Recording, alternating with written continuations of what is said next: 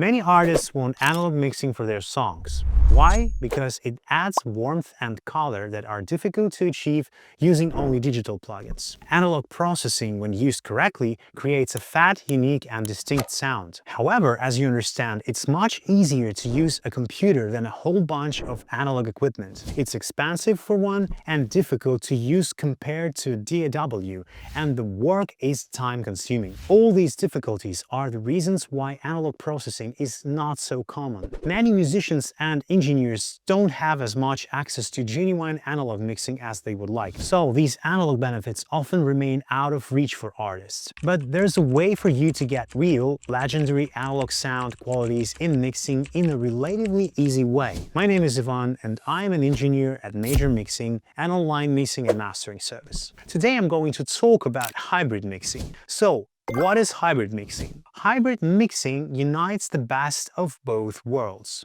digital and analog sound processing. Here's how the most popular setup for hybrid mixing works. You use a digital console, which is your digital audio workstation, and connect it to a few pieces of analog gear as plugins. This setup allows you to do most of your mixing work inside the computer using a digital mixer. However, to maintain even more of an analog feel, you can also use a controller or control surface that lets you turn real knobs and slide actual faders while still using your DAW as a console. At the same time, you connect outboard gear like compressors, equalizers, and more to your computer through an audio interface. This lets you bring the perfect analog sound into your mix. Another way to set up a hybrid system, though less portable and more space demanding, is by using an analog console as the centerpiece. In this setup, the mixing process leans heavily on analog gear, but you can still bring in digital effects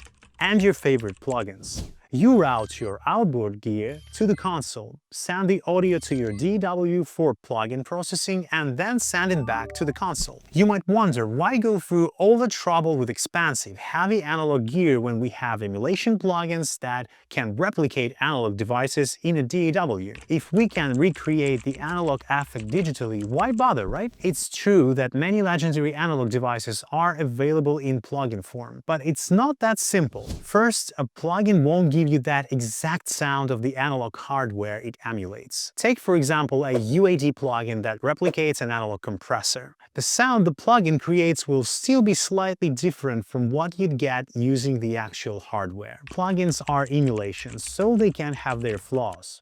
Plus, every piece of analog gear produces its own unique distortion, even if they're the same model. Each piece of hardware has its own character, adding a truly unique color to the sound. Here's the example. You'll hear a music sample I mixed using the UAD Neve console plugin, and another one mixed through an actual Neve analog console.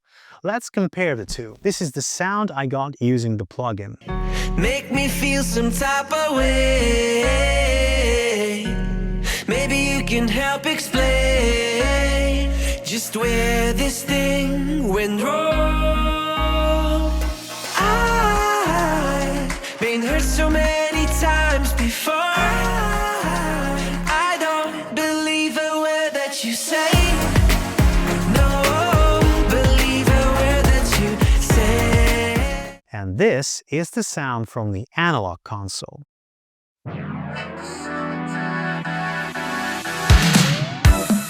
See you in another light, looking for some playtime.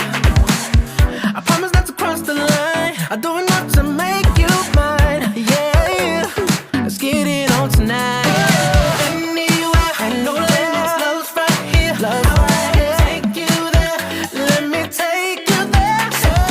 As you can hear, the actual analog sound is more dynamic and unpredictable. It has a certain charm that a plugin just can't replicate. We have to understand that how analog gear changes the sound is influenced by multiple factors, including physical conditions like temperature and other variables. Even tiny differences in the build of the particular piece of gear affect the sound. All these elements make the sound unique and plugins can't replicate these random variations either. Yes, there are many plugins that emulate famous legendary gear, but on the other hand, there's plenty of equipment that hasn't been emulated yet and likely never will be, for various reasons. And of course, as time goes on, even more types of analog gear will be produced. That's why I'm paying so much attention to hybrid mixing and its different setups in this video, because it offers the possibility of achieving a sound that simply isn't possible when working entirely in the box. So, to recap, first, hybrid mixing is much quicker and easier than working with an analog console and all the gear, especially the setup with a DAW at the center. At the same time, hybrid mixing is much cheaper because it uses less analog equipment. Plus, you can combine several digital and analog effects in one chain. For example, you can use a digital equalizer, then an analog compressor, followed by a digital de-esser, and so on. This gives you endless possibilities for shaping the sound. That's why hybrid mixing is excellent for artists who want to create a unique sound, and it gives engineers huge freedom to craft great mixes. It's like having a massive palette of colors letting you create any picture you imagine. Will the audience notice the difference between emulation and analog sound?